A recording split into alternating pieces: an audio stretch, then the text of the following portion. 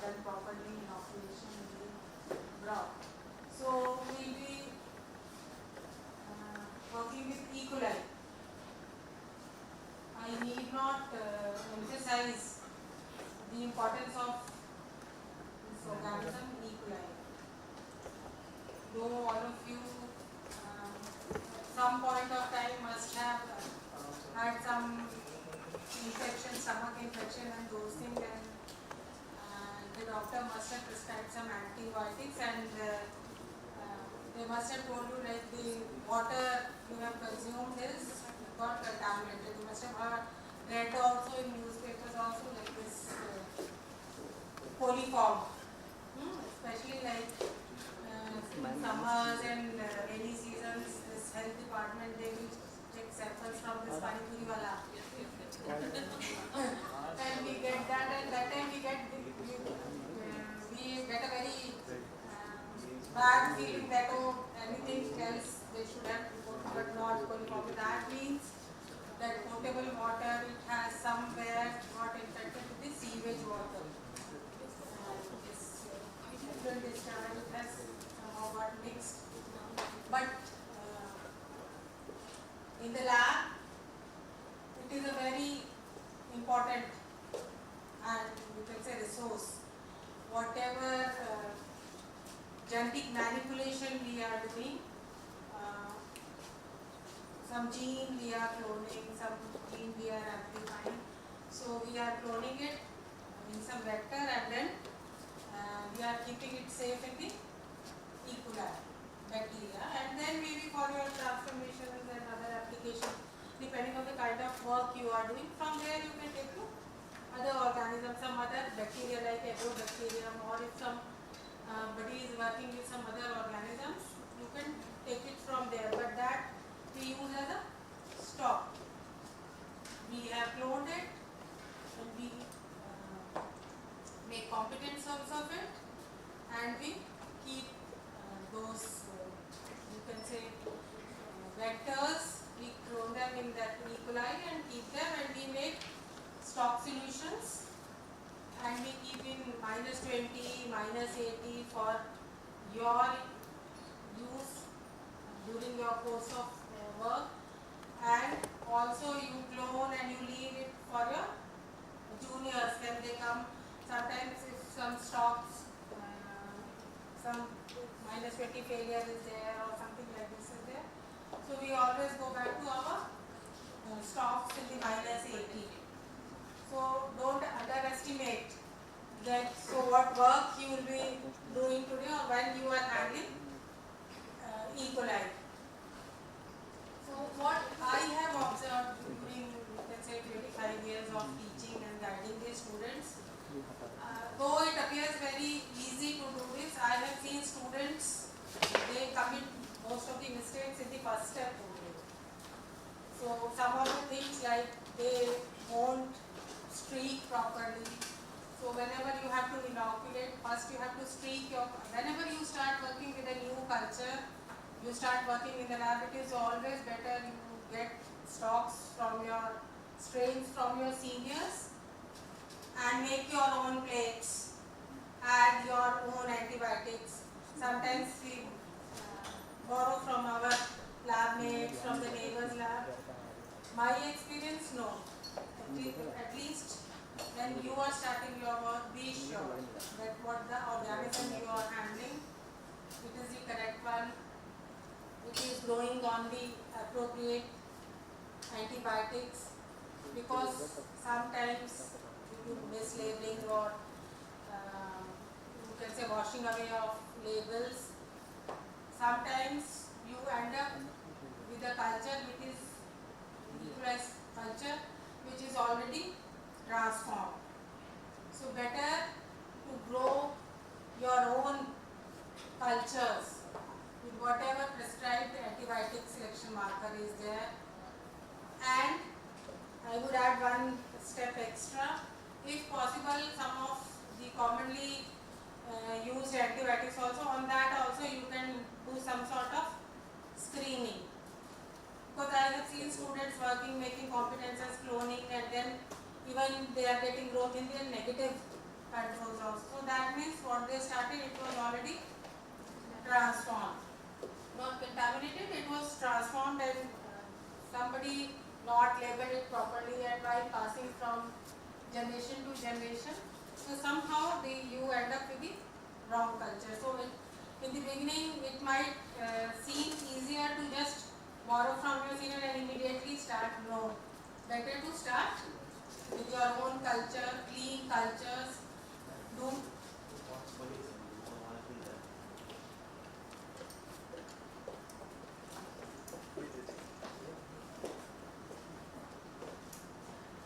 so preferably do 2 or 3 rounds of streaking, re-streaking, selection, and then you can make your own plates, then you can make glycerol stalks, and you can make competent cells depending upon the facility available, whether chemically competent or electrocompetent cells.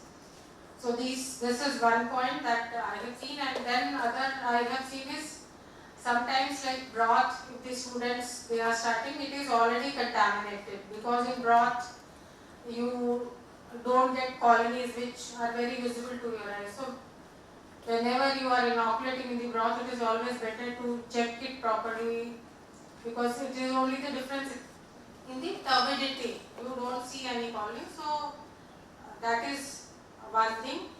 And then while you are working with anything, you are starting a new culture, get your culture started from a single colony, not from the mass of colonies. And like once you start working, by looking at the plate only you can tell, like you should have mass of colonies which is morphologically looking very similar. So with like practice, or when you are working for, you can say 1 or 2 weeks with the same organism, you can tell by looking at the colony, yes, this looks like the organism I am working with. And then other things I need not highlight in the lab, that is lab practices you have to follow. Always wear a lab coat. Okay, and more so while working with the microbes, especially like E. coli and these things.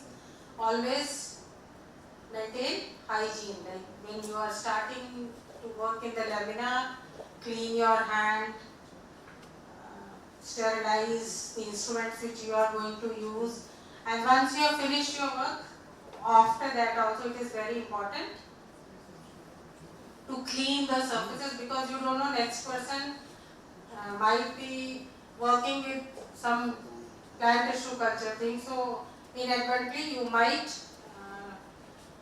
destroy all their work also. They might get, their cultures might get contaminated. And then wash your hands properly with soap solution properly, and don't eat anything in the lab. Then other practices you can maintain your own, like I have already told you, that because the other students they were not able to see, you should always have your own cultures and your own stocks.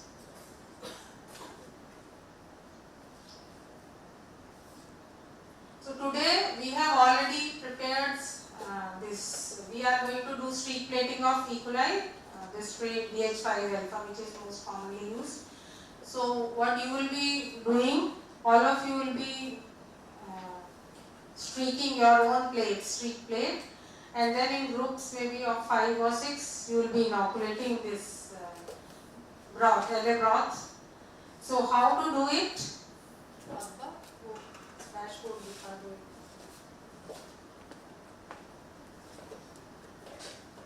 So in the laminar, how many of you have worked in the laminar? So all of you are confident. Some few precautions. I have been teaching this plant tissue culture also for quite some time. I have seen some common mistakes students make while working in the laminar. Like when they are anybody who has not worked on laminar?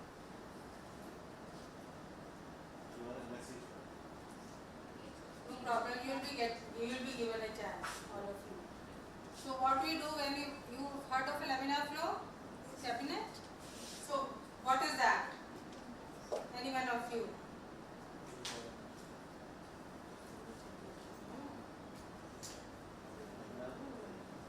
Yes, anyone? Ma'am, it is actually a hood sort of structure, and it is having like a four-side structure. It is so there will be a glass structure from where we can like work. It is a window shell sort of structure, and in that laminar we have this this flow of air, or it is actually a vacuumized space where that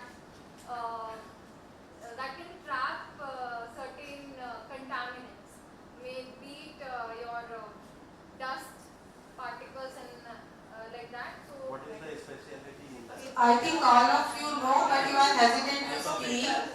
So, yeah, before that also there are some other filters. So, it's a facility that allows you to work in a contaminant-free conditions. So, earlier, I don't know if you have seen some old movies, you must have seen that some wooden boxes are there, and in that two holes are there. So, scientists, they used to work like in that, and UV light used to be there, so they used to switch on that. And then they used to work with their hands like that, and then after some time they had to close it and then again switch on the UV light. But now this laminar airflow allows you to work 24 hours in a contamination free area. And what it has is, it has two filters, like we will be working in that, there I will show you.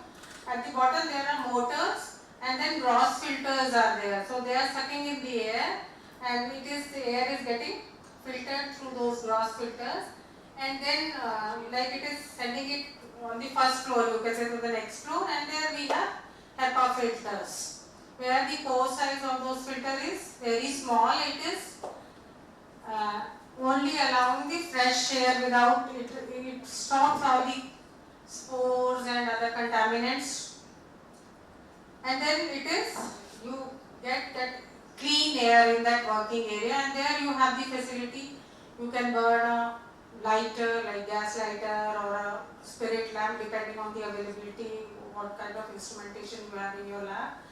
So, and it is closed from three sides, and that air, what it is coming from those HEPA filters, it is coming out with some pressure, so some sort of positive pressure is there. So when you are working in that, so air from outside that chamber, it cannot flow inside, so it is coming with some pressure. So anything, if it is coming, so it is not allowing even the unfiltered air to enter into your working area.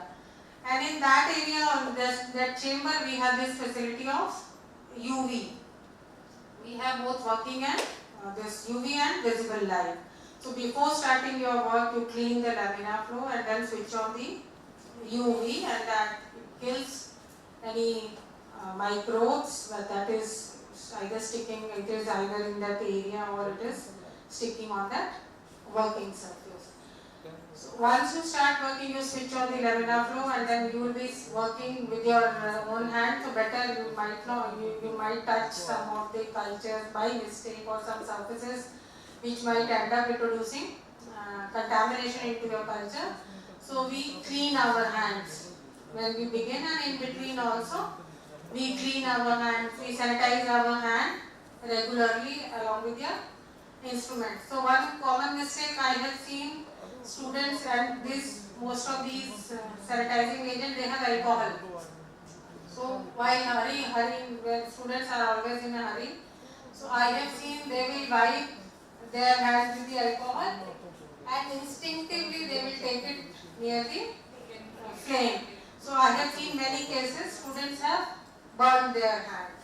And sometimes some students who are working with this your spirit labs, all the labs might not have this LPG gas connection or some other gas connection.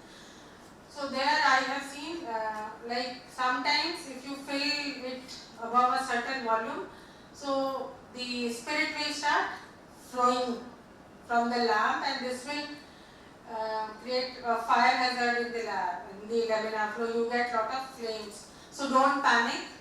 So whenever you are especially working with a laminar, in the laminar flow and with a spirit lamp, always keep some big beaker, preferably some glass beaker. So wherever if you get some fire accident also, just immediately cover that area with that glass beaker so that air supply is cut off and that fire incident is contained there only. And then few more things, if accidentally some spillage happens or some accident happens, do inform your senior or your teacher, because don't think that okay I will clean it, just inform them so that proper preventive methods can be taken so that this doesn't spread to the other cultures or it doesn't affect the work of the other students.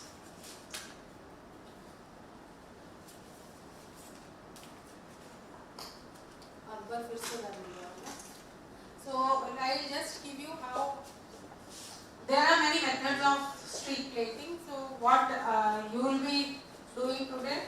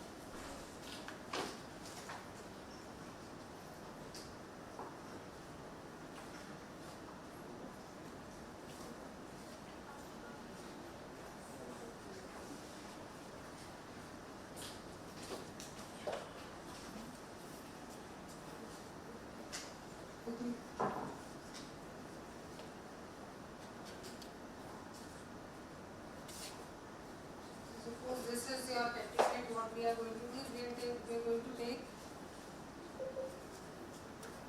very small amount of culture from the already made plates.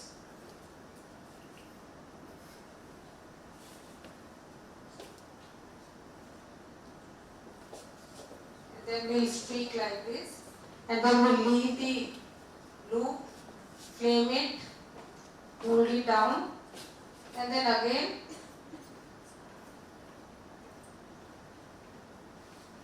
second quadrant, then again we'll leave it, we'll take a fresh or we'll re-sterilize that, and then similarly we'll do in the third quadrant, leave that inoculation loop, and then in the fourth you will do a small streaking sort of thing. So if you have started with a small culture, small amount of culture, and if you have done properly, so in this area you will get lot of isolated colonies, and you should always work with those. And for your other applications also, like whenever you are starting from the broth, always take fresh cultures for making either your competences or any other application you are having. Always start with a fresh culture, and preferably I would say go for a pre-culture, and tomorrow if you have to do that again, do a subculture, and on the third go you should go for your competence and preparation and other things. You will get very good results. And other thing is you have to, whenever you are making plates and when you are storing your cultures, don't be miser in putting medium into the plates, that okay from 100 ml I will make 6 or 7 plates. No. Better to have 4 or 5 plates, that's it, so that it has a good amount of medium to sustain it for few days, because you don't do subculturing very frequently. So these are some of my observations which I have seen working with the students. They make common mistakes. So now what we will do is we will divide into groups and we will go to my lab, and all of you will be doing your own street plating. Okay? So first 17 you can come. You remember your serial number? So those who have joined online may please disconnect now, because we will be moving to lab. So it is not possible to show lab experiments through online. And join us tomorrow at 9:15 or maybe at 9. Okay, goodbye.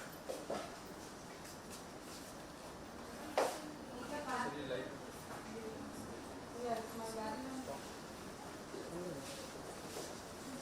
अच्छा lab test में जा रहे हैं ना, तो lab में जा रहे हैं ना, ये तो जूम है, इंटरनेट आप लाइव बंद कर, ये मैं यहाँ से बंद कर दूँगा। तो ये वैल्यूएबल्स इसमें मत छोड़ना। कोई नहीं, चल मैं लॉक कर दूंगा सब कुछ भी रख के। नहीं, लैपटॉप है डॉक्टर। मोबाइल अपने साथ ले जाइए, लैपटॉप अपने साथ ले जाइए।